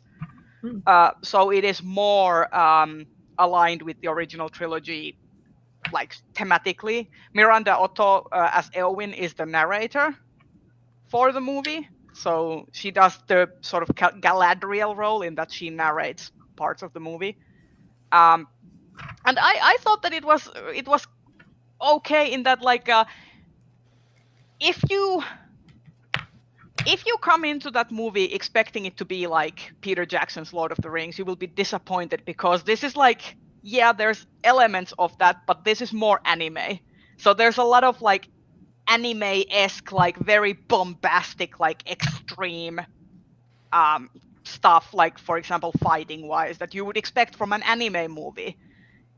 So I would believe that some people who are like more into the Lord of the Rings stuff and not necessarily into anime would be like, this does not feel like my Tolkien movies, whereas I have grown up with both, so I was kind of like, I see what this trope is doing. I see where this is. Like, so it was nice. I also enjoyed that it had no romance.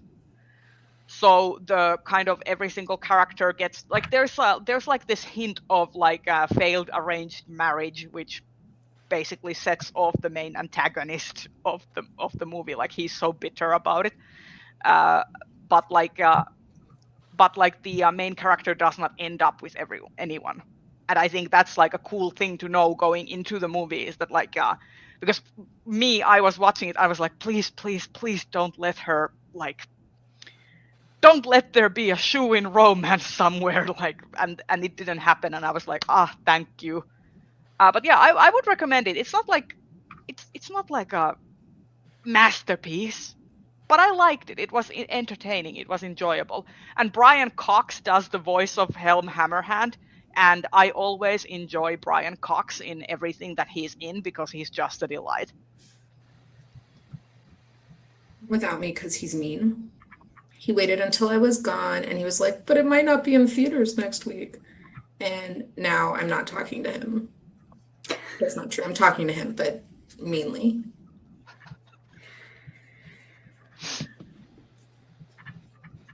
All right. Anyone else have any media that they'd like to discuss?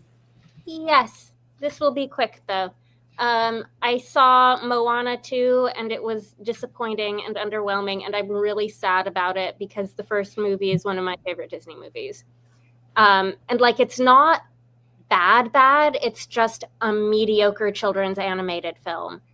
And it needed to be so much better than that, because the first movie made me cry both times I saw it in theaters. You know? It was supposed to be a TV show, and it was. And it honestly, if they had left it as a Disney Plus TV show, and that were like the first 3 episodes of the show, I would think incredible that Disney Animation is making this type of series content. It would have been great. No one would have had any complaints. I've also seen a lot of memes that it's like of Lin-Manuel Miranda. He's like, well, it turns out it's hard to write a Disney song that isn't dog shit. You know, I have a bit of a pet theory about the music. First of all, I think part of the problem with it is that for some reason they decided that like they needed to have an exact, parallel for every song in the first movie and the second movie. So every song is just like a lesser version of one of the songs from the first movie. There aren't any songs that feel like they're really doing their own thing.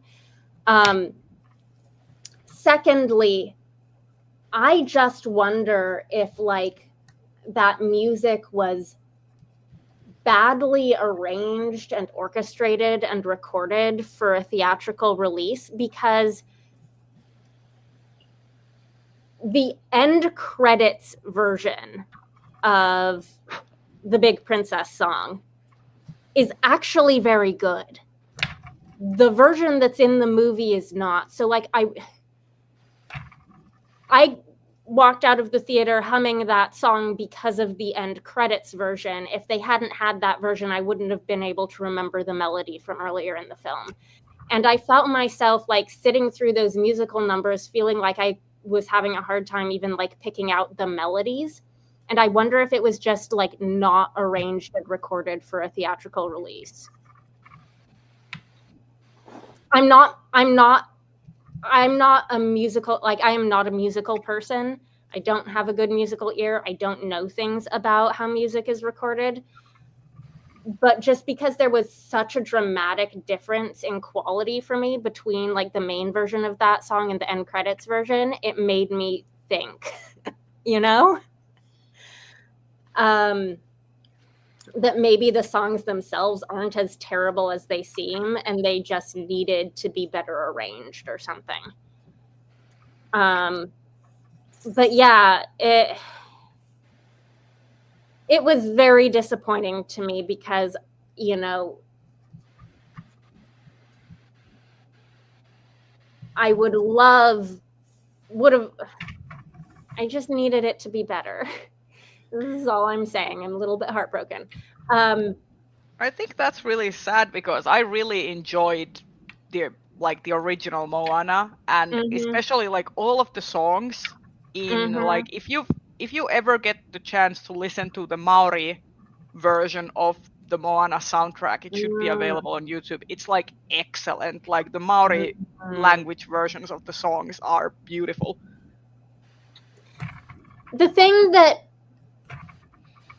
One of the things that I just look for in this type of, you know, Disney musical movie that Moana did so well is that there's just like an epic, there are multiple, what to me are like epic emotional wow moments in the first film, right? Where you're combining something really emotionally poignant with just like a stunning visual, and it brings you to tears. And there are some very pretty visuals in this film. There are no emotional wow moments, right? It's like they are recycling some of the visual formula. Like you keep bringing back the ghost of the grandma. If you do that enough times, the ghost of the grandma carries no more emotional content, right? I think that might be a problem if it was meant to be a TV show. So I would assume that the ghost of the grandma would have been a recurring mentor character in a TV show format. The pacing of time between. Exactly. Exactly. This is I think it would have been lovely as a show. And like, I'm not mad at anything in the plot. Like the actual like idea of the plot, like I'm not mad about any of this being canon for Moana's continued story arc. Like none of that is the problem. It's just not a good movie. I'm sad. The thing that I recommend more highly is I have actually done a mild spot, like a teeny tiny mild spot of gaming, because Monument Valley 3 was released by Netflix Games. So unfortunately, if you don't have a Netflix subscription, you can't play it. It's still a mobile app that you download from the App Store, but you have to be logged into Netflix to play it. Who is there? But it's you know, it's short. I played it in one day. Absolutely gorgeous, lovely. You are the apprentice to the keeper of this magical lighthouse in this sort of like water-filled world, and the lighthouse is powered by sacred light, and you have to go and collect sacred light to keep the lighthouse going. And it involves a lot of like going from place to place on a little boat, and you know, there's some interesting changes in art style that happen. There's a point where you get swallowed by a giant fish. It's lovely. Highly recommend. That's all my media. The Night Before Christmas in Wonderland about 100 times this week, which is Gerard Butler kind of singing as Santa Claus. Does he do a better job than he did in Phantom of the Opera? Yes. It's the bar is in hell. So. It's enjoyable in that like this is a Christmas movie for kids. Will it make it into the Christmas canon? Of course not. But I don't get a choice on how many more times I watch it in the next like 2 weeks. So, it was likable enough. I really like there was a lot of really pretty design in the background. It's really beautifully animated. Who is forcing you to watch this over and over again? I have a 3-year-old. Okay. Look at him. That is good. Mm. Hello, cute boy. Baby.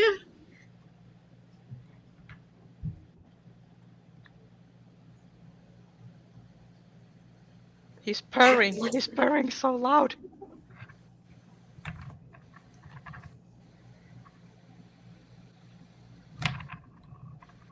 Oof.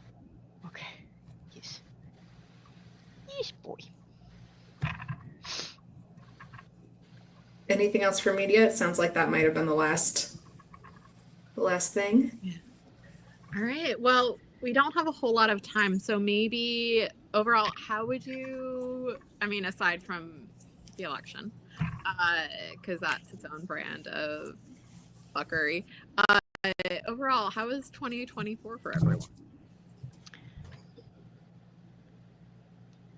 I think overall, like an 8 out of 10 experience. Okay, pretty solid.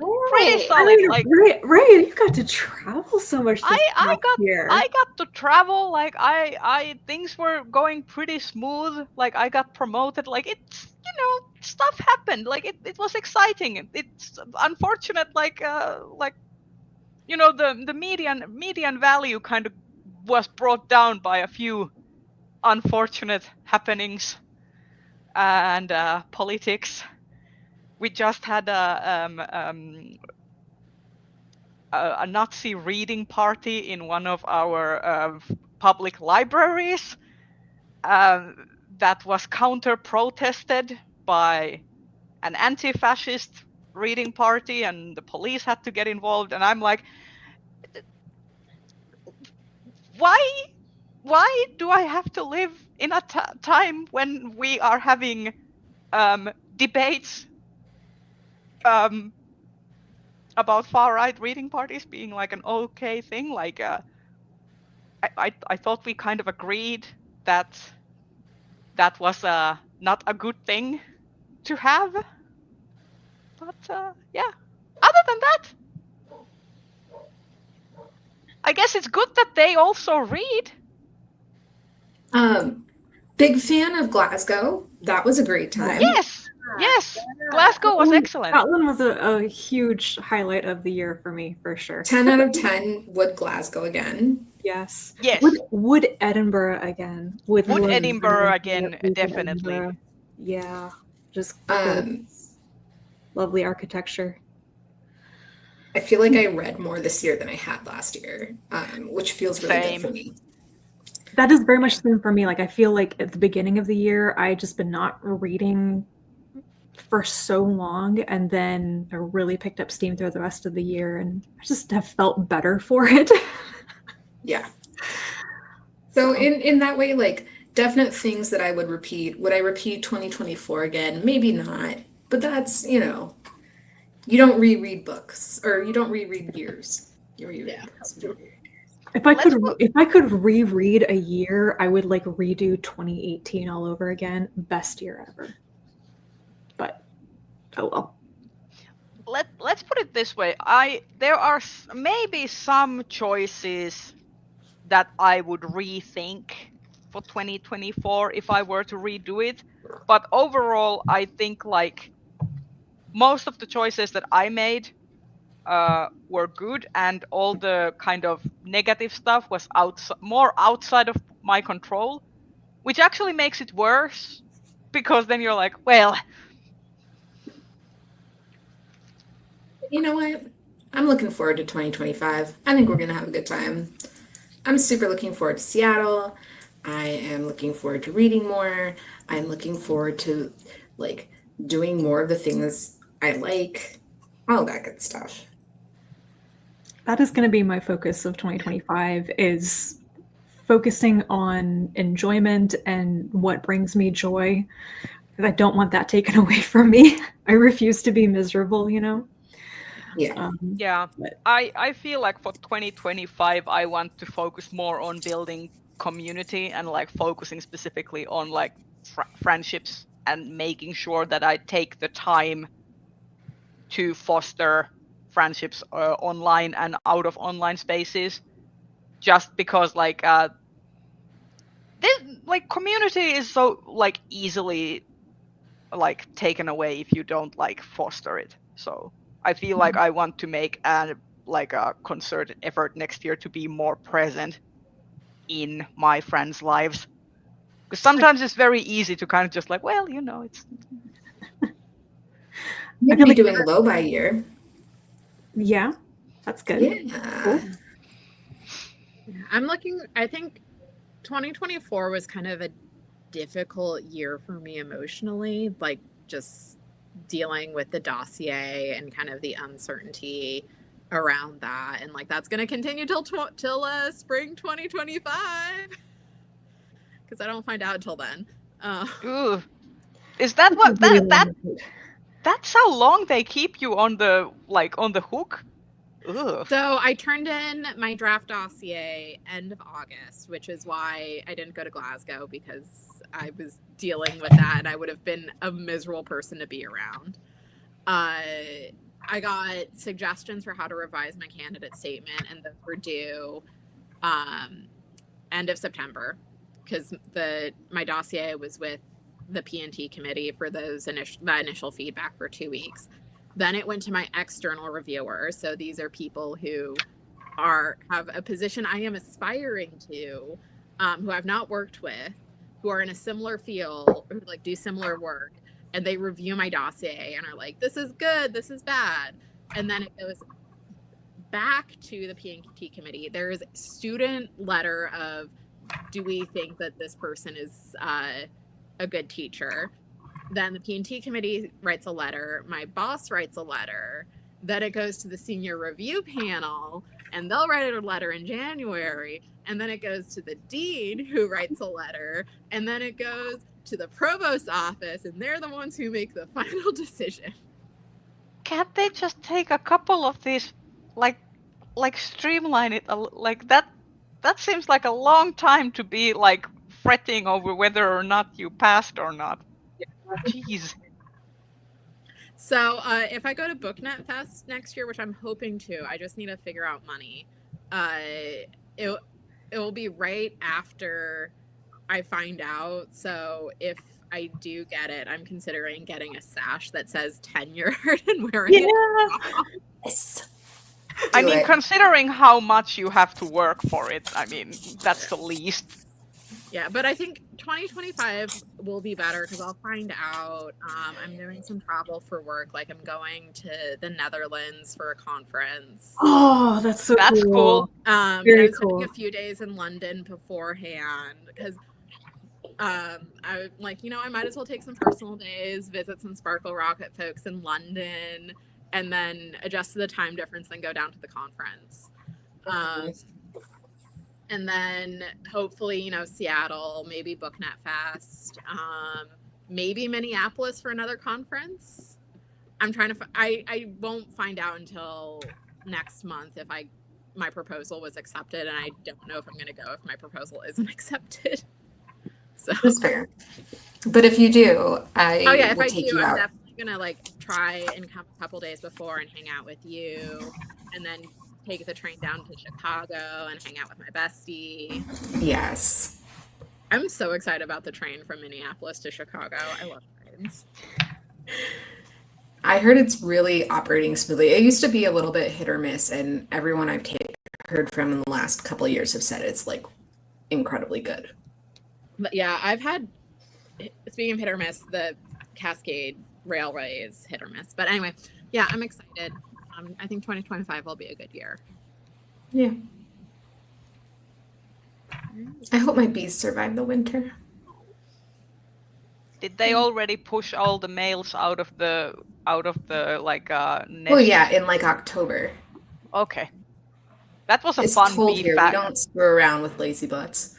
Yeah, that was like the fun bee fact that I recently found out, that all the males just get pushed out of the nests like Get out of here. You contribute nothing to society. If only.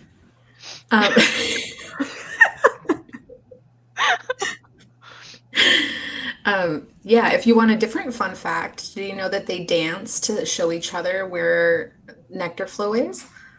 I did Oh not yeah, know that. the bee language They thing. dance to tell each other where to go on their foraging. So I love did that. not know that. I did know that the queen, when they go on the maiden flight, they get like they only need to get fertilized by one male bee, and then they're fertilized for life. They don't have to mate again. That was like Yeah. Crazy, but then right? again, I guess the life of a bee is a much shorter affair. A That- queen will live 3 to 5 years. 3 to 5 years. Wow. Yeah, the average life cycle of a bee is 21 days, though. It's like wild. For a worker, I guess. Yeah. Yeah. I have a lot of bee facts if you want some bee facts, Rhea. I do like a good bee fact. I did not for example, I did not know that males don't have stingers.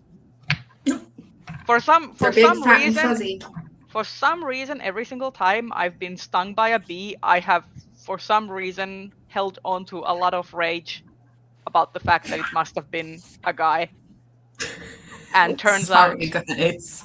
out that was completely wrong assumption. Very, very gender essentialist and reductionist of me.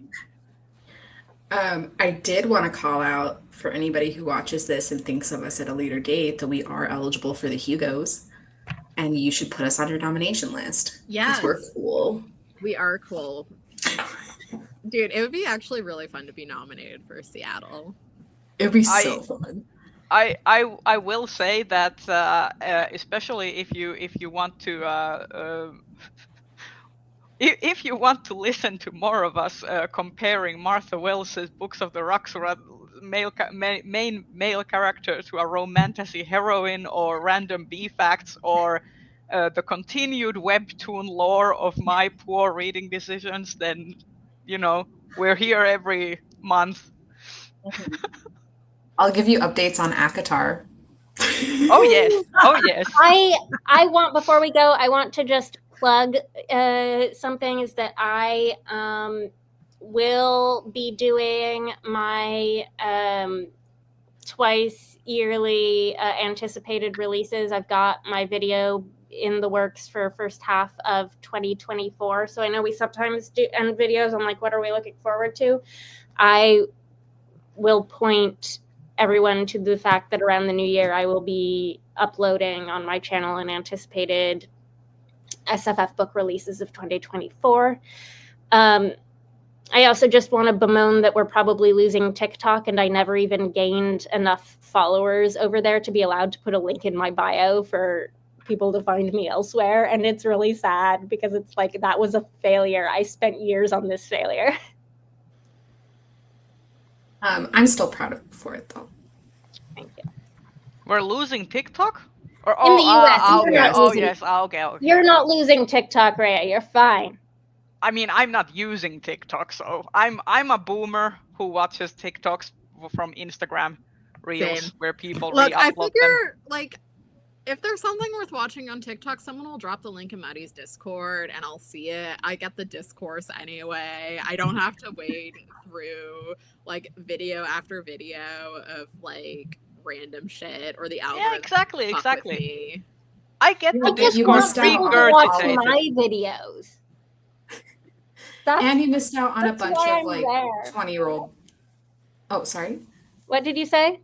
I said, and everybody here missed out on a bunch of videos of 20-year-olds pretending that politics shouldn't be in books. Oh yeah, that whole thing. But we already had I that didn't discourse even in see those 2017 videos. BookTube. I just saw the rebuttals of the videos. Like, I missed the instigation of the discourse because Let's put it this way: we already had the books and politics discussion in 2017 on BookTube, and I think also on Bookstagram before TikTok became a thing. But Look, I feel there's like some the shit that's gonna be cyclical. Yeah, And yeah. unfortunately, politics shouldn't be in books is one of them. Yeah, I will but just say though, like TikTok has been the place where I've been able to keep making content even when I don't have the energy to make full-length YouTube videos. And I don't think there's a good alternative platform for the type of content I've been posting on TikTok. Yeah. I mean, YouTube still has shorts. Yeah, but they're maximum 1 minute, and my TikTok videos are like 2 to 5. Ah, well, there's that. Well, to be fair, I guess when TikTok is banned in the US, YouTube and Instagram will try to corner that market. I will say before we go is that the reason I think why the whole TikTok book politics discussion feels a little bit different this time around is that it came at the tail end specifically of the election. Well, yeah, And that's the entire reason it happened. The election is the reason, that was the instigating. Yeah, but the whole thing is that like I guess it felt like more of a raw point. Like there were actual actionable stuff that was happening. So I think in that sense it felt a little like the discourse felt a little bit different than on previous cycles, because I felt like people were actually like more distraught that people that they looked up to had possibly these kinds of views. All I can say is that I hope that in 2025 we get a scandal as good as dick soap. Yes. Dick soap. I miss the simple times of when we had dick soap and like people were posting like, please do not put that in your bits. Like I got to those were explain that to simple Zach times. yesterday because we were of course talking about ACOTAR and like all of the stuff around it, and I was like, but wait, let me tell you about dick soap. It's also like remember previous to that when we had the Twilight dildos, like the fur dildo, and then the sparkling one that you could put in a fridge and it would like be cold. No. Yeah, there was also that. Yes, there were like. I remember that. Yeah. Wow. And on that note, On that note, please nominate us for Hugo. I mean, where else are you going to hear a rehashing of dick soap? I mean, at some point we're probably gonna have to post a compilation of all the unhinged shit. We have to include the knitted man to this. Oh yeah. All of the unhinged stuff we've been talking about. Ramsey is right. Book discourse is bonkers. Yes. Anyway. Yes, Joe, you are glad you don't know about any of that. Keep your innocence. I have been online for way too many years. I have waded through the sewage of what is online spaces. All right, let's let everyone know where they can find us. You can find me here. I will try and have something uploaded before the end of the year, and try and be more consistent next year. Bree? You can find all my past videos here. You can find me active on Instagram and Blue Sky. Bree Reads Books. I used the same handle. It was conveniently available. You can find me on my channel, The Bookfinch, at least for the Stitch and Bitches. Hopefully, my work schedule won't be as daunting next year, and because I do want to start posting sometimes when I have stuff to say. So, Sweat and Soap is vanilla, Ramsey. Sweat and Soap is completely vanilla, like. That's like on the spectrum of normal and like completely unhinged. Sweat and Soap is very close to normal.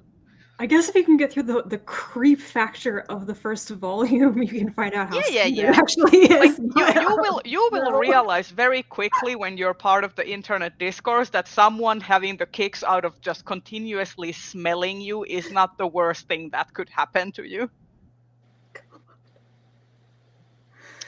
Yep. But yeah, you can find me on my channel, The Bookfinch. at least for the Stitch and Bitches. You can also find me on the YouTubes on my channel, and in the live shows. And right now I'm kind of active on Instagram because I'm doing my Advent stuff there. So that's me. All right. Well, thank Wait, you. wait, wait. all. Oh, sorry. You can find me on YouTube at the Fancy Hat Lady Reads. I am also on Blue Sky. I forget what my handle is though. I'm on Mastodon. I'm on While it lasts. TikTok while it lasts. Please follow me there. If I get like several hundred more subscribers, I'll be able to post a link tree. And then my cat Sunshine, who made a couple brief appearances on this stream, is on Instagram at the Fancy Cat Lady Reads. All right. Well, thank you all so much for joining us. We will see you next year, I believe, on Rachel's channel. Oh, are we? Yes! Yeah. Yes! The cycle begins anew. I never remember the order we go in. I have to go into the Google Doc every time. Okay, yeah, January, my channel. See you there. Yeah. See you. Bye-bye. All right. Bye, Bye, everyone. everyone.